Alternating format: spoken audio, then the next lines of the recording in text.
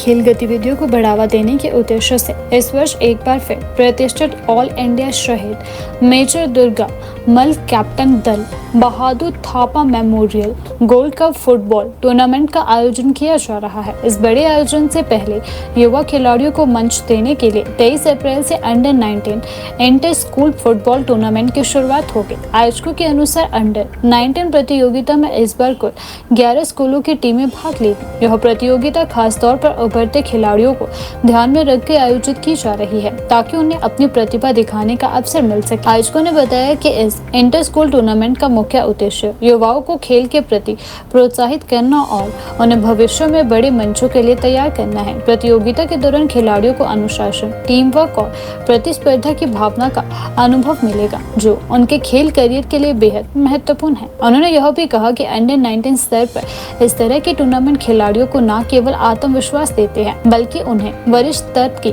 प्रतियोगिताओं के लिए मानसिक और शारीरिक रूप से भी तैयार करते हैं। कई प्रतिभाशाली खिलाड़ी ऐसे आयोजनों से निकलकर आगे राज्य और राष्ट्रीय स्तर तक अपनी पहचान बना चुके हैं। अंडर 19 प्रतियोगिता के समापन के बाद 27 अप्रैल से 3 मई 2026 तक यह मुख्य गोल्ड कप फुटबॉल टूर्नामेंट आयोजन किया जा रहा है। इस प्रतिष्ठित प्रतियोगिता में देश भर से कुल 14 टीमें भाग लेगी जिससे मुकाबले बेहद रोमांचक होने की उम्मीद है। गोल्ड कप टूर्नामेंट क्षेत्र का एक प्रमुख खेल आयोजन माना जाता है जिसमें हर साल बड़ी संख्या में दर्शक जुटते हैं। इस बार भी आयोजकों ने बेहतर व्यवस्थाओं और खेल के उस स्तर को सुनिश्चित करने के लिए विशेष तैयारियां की है। स्थानीय खेल प्रेमियों का कहना है कि इस तरह के आयोजनों से क्षेत्र में खेल संस्कृति को बढ़ावा मिलता है, युवाओं को सही दिशा मिलती है और वे नशे जैसी बुराइयों से दूर रहते हुए खेलों की ओर आकर्षित होते हैं। इंफॉर्मेशन दी थी कि फुटबॉल टूर्नामेंट कराने जा रहे हैं, तो आपको मैं सूचित करना चाहूँगा कि हम इस बार 23 तारीख से inter school tournament under 19 football tournament 23 से शुरू कर रहे हैं और उसकी सेमीज और फाइनल्स हम ऑल इंडिया फुटबॉल टूर्नामेंट के टाइम में साथ में करेंगे।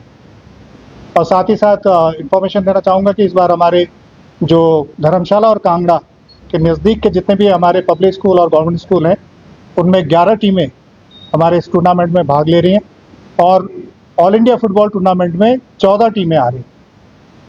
हमें खेद है कि कुछ एक पिछले बार हमने जो बड़ी क्लब में जो इंटरेस्टेड थे आने के लिए उनके बारे में चर्चा की थी, लेकिन अभी कुछ चेंजेस आए हैं जो हमारे अध्यक्ष महोदय श्री पालमचंद प्रधान जी बताएंगे, तो उसमें थोड़ी चेंज हैं, लेकिन टीमें उसी लेवल की आ रही हैं पर डिपार्टमेंट की टीमें ज़्यादा हैं।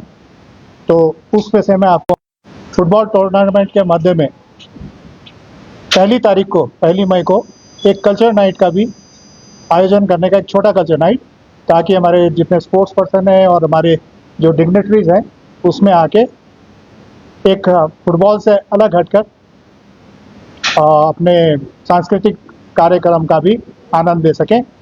तो इतना ही कह के मैं अपने वक्तव्य को यहीं पे समाप्त करना चाहूँगा, लेकिन इन्फॉर्मेशन ये दूँगा कि आपके माध्यम से हमने जो हमें जितने भी हमारे बारे में लोगों को पता चला है, तो धर्मशाला से हमें इस बार AA मोटर्स पहली बार मतलब कि हमारे साथ हुआ कि हमारे एसोसिएशन के साथ AA मोटर्स जुड़ा है। हम उम्मीद करेंगे कि इसे ऐसे ही AA मोटर्स के तर्ज पर और भी जितने भी हमारे एंटरप्रेन्योर्स हैं या हमारे बिजनेस हाउसेज हैं वो जुड़े, ताकि हम एक खेल को अच्छे और बहुत ही बेहतरीन तरीके से इस धर्मशाला में स्थापित कर सकें।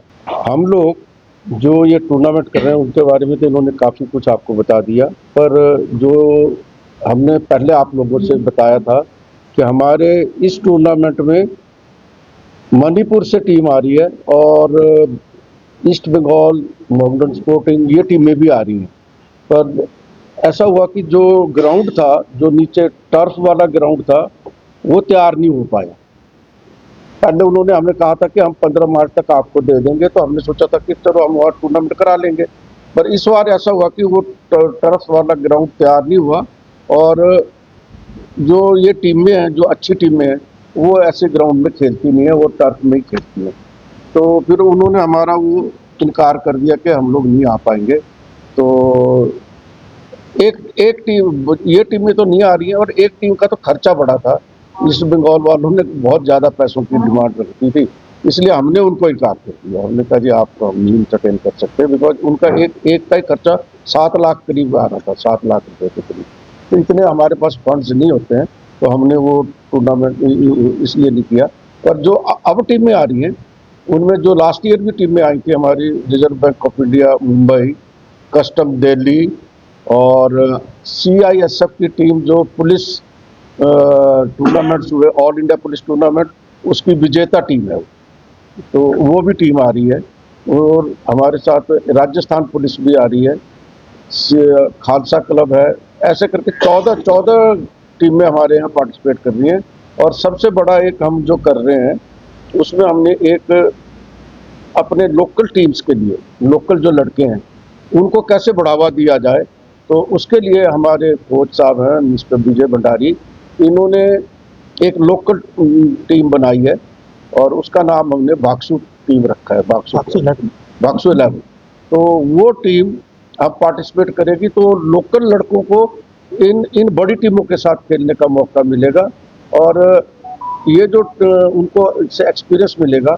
और दूसरा ये है कि जैसे CISF है, पुलिस वाले हैं, कस्टम वाले हैं, RBI वाले, अगर उनका अच्छी गेम्स होंगी और उनका हुनर ज़्यादा होगा, तो वो उनको नौकरी देने के लिए भी सिलेक्ट कर सकते हैं।